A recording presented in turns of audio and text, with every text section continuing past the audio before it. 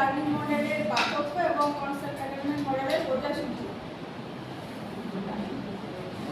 বর্তমান শিক্ষা ব্যবস্থায় কেবল বই পড়ে তথ্য মুখস্থ করা বা লেকচার মেথডে পড়ানো এর উপর গুরুত্ব না দিয়ে তার পরিবর্তে শিক্ষকের যাতে সক্রিয় অংশগ্রহণ হয়, যুক্তিবোধ, বিশ্লেষণ ক্ষমতা এবং সৃজনশীল চিন্তা শক্তির বিকাশের উপর বেশি গুরুত্ব দেওয়া হয়েছে। এই উদ্দেশ্যগুলি পূরণের জন্য বিভিন্ন ধরনের শিক্ষণ মডেল ব্যবহার করা হয়। তার মধ্যে দুটো গুরুত্বপূর্ণ শিক্ষণ মডেল হচ্ছে কনসেপ্ট অ্যাটেনমেন্ট মডেল এবং ডিসকভারি লার্নিং মডেল। এই দুটো মডেল শিক্ষার্থী কেন্দ্রিক, তবে এর লক্ষ্য, উদ্দেশ্য বা শিক্ষক শিক্ষার্থীর ভূমিকা এর মধ্যে কিছু পার্থক্য লক্ষ্য করা যায়। তবে এই পার্থক্যগুলি জানার আগে আমরা কনসেপ্ট অ্যাটেনমেন্ট মডেল সম্পর্কে জেনে নেব। কনসেপ্ট অ্যাটেনমেন্ট মডেল হচ্ছে জেরম মুনার প্রবর্তিত একটি শিক্ষণ মডেল। এই মডেলের উদ্দেশ্য হচ্ছে শিক্ষার্থীকে সরাসরি ধারণাটি না বলে দিয়ে উদাহরণের মাধ্যমে সেই ধারণাটি শেখানো। এর কিছু সুবিধা অসুবিধা রয়েছে।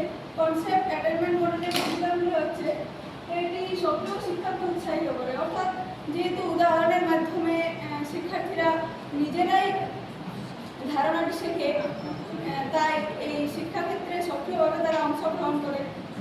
দ্বিতীয় হচ্ছে ধারণাকে স্পষ্ট স্থায়ী করে তোলে।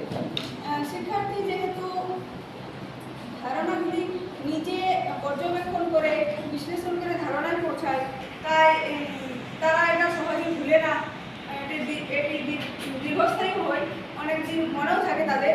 যেমন কোনো শিক্ষক যদি বিশেষ্য পদ এই সম্পর্কে তাদের ধারণা দেওয়ার জন্য বিশেষ্য পদের হয়তো সংজ্ঞা বলে দেন, সেই সংজ্ঞা শুনে অনেকেই মুখস্থ করে নেবে, কিন্তু মুখস্থ করা বেশি দিন মনে থাকবে না। যখন উদাহরণ দেখে ধারণার মাধ্যমে সেই বিশেষ্য পদ সংজ্ঞা সম্পর্কে জানবে, তখন তাদের বেশি দিন মনে থাকবে। তৃতীয়ত, স্বনির্ভর শিক্ষাকে উৎসাহিত করে। যেহেতু উদাহরণগুলি দেখে তারা নিজেরাই সিদ্ধান্তে পৌঁছায়, তাই এটা স্বনির্ভর শিক্ষা। চিন্তা ভাবনার বিকাশ ঘটায়। উদাহরণগুলি দেখে শিক্ষার্থীরা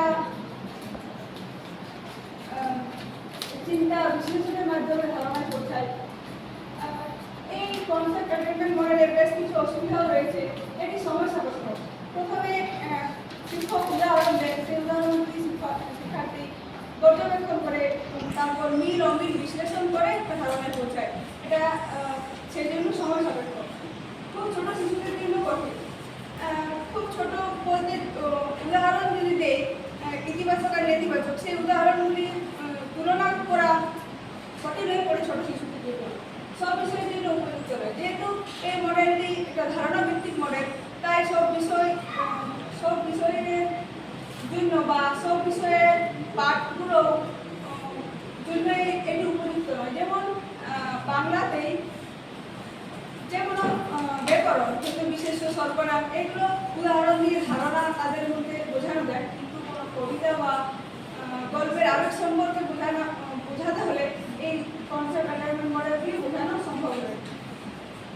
দক্ষ শিক্ষকের প্রয়োজন হয়, কারণ উদাহরণ দিয়ে পরপর তাদের পরিচালনা এবং নির্দেশনা দেওয়ার জন্য দক্ষ শিক্ষকের প্রয়োজন হয়। ডিসকভারি লার্নিং মডেল, এই মডেলটিও যেরকম মুনার প্রবর্তিত এক ধরনের একটি শিক্ষণ মডেল। এখানে শিক্ষার্থীরা অনুসন্ধান, পর্যবেক্ষণ ও পরীক্ষা নিরীক্ষার মাধ্যমে নতুন জ্ঞান অর্জন করে। এরও কিছু সুবিধা এবং অসুবিধা রয়েছে। সুবিধা হচ্ছে সক্রিয়ভাবে শেখা হয়।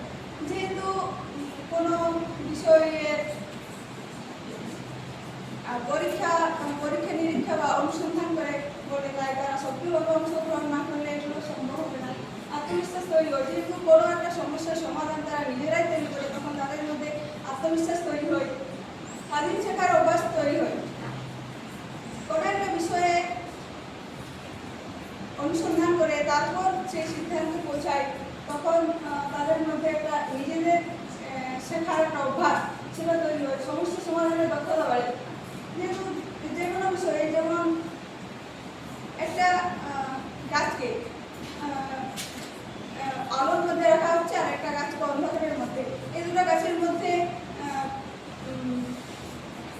কিছুদিন পরে দেখা যাবে যে একটা গাছের পাতা হলুদ হয়ে যাচ্ছে সবুজ খুব সুন্দরভাবে বেড়ে উঠছে, তখন তারা পরীক্ষা করে বা অনুসন্ধান করে দেখবে যে আলোর কারণে হয়তো ওই অন্ধকারে রাখা গাছটির পাতা হলুদ হয়ে যাচ্ছে।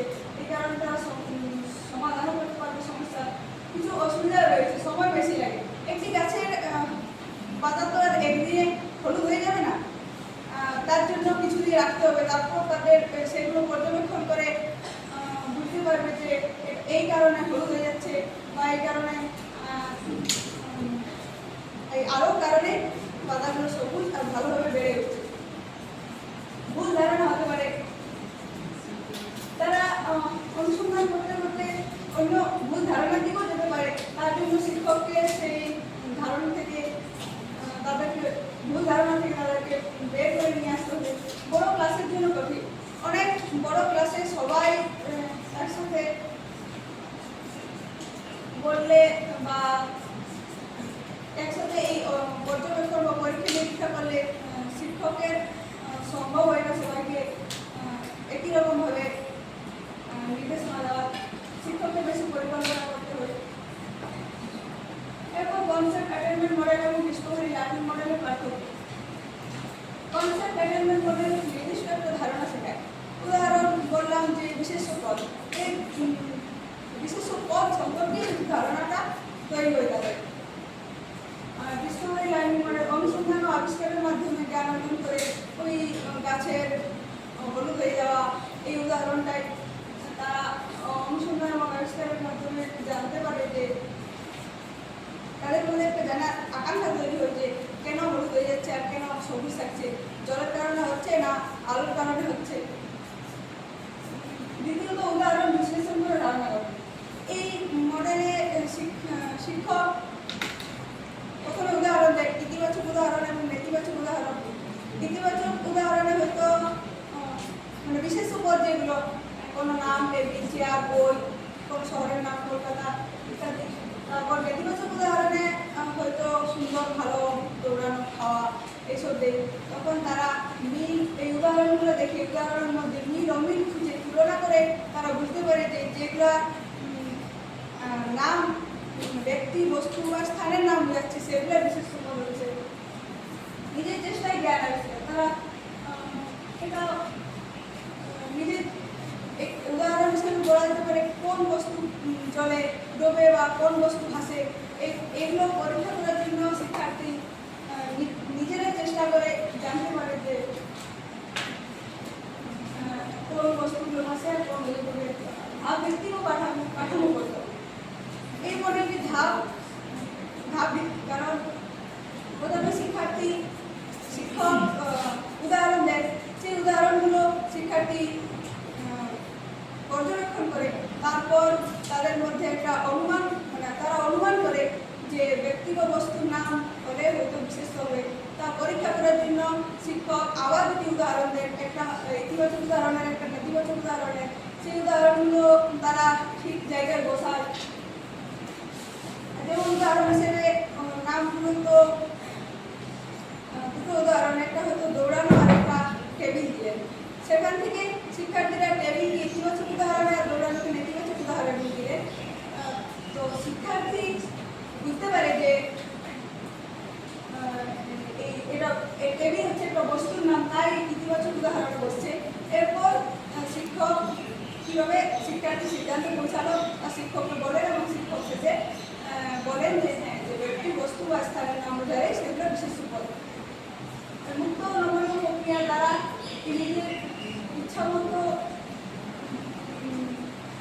পরীক্ষা করে এবং সেই জ্ঞান যে কোনো বিষয়ে হয়তো ওই আগের উদাহরণটায় কোন বস্তু ভাসে, কোন বস্তু ডুবে, এগুলো তারা নিজের চেষ্টায় নিজেরা পরীক্ষা করে জানতে পারে।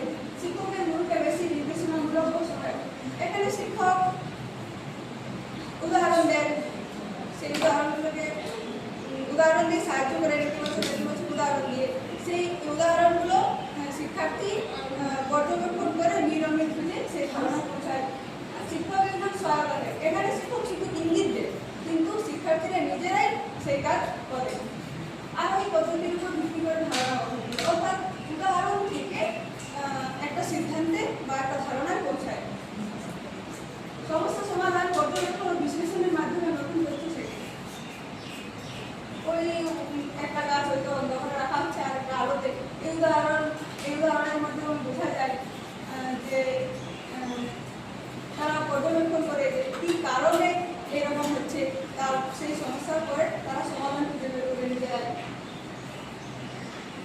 এবং কনসেপ্ট অ্যাটাইনমেন্ট মডেলের পর্যায়সমূহ।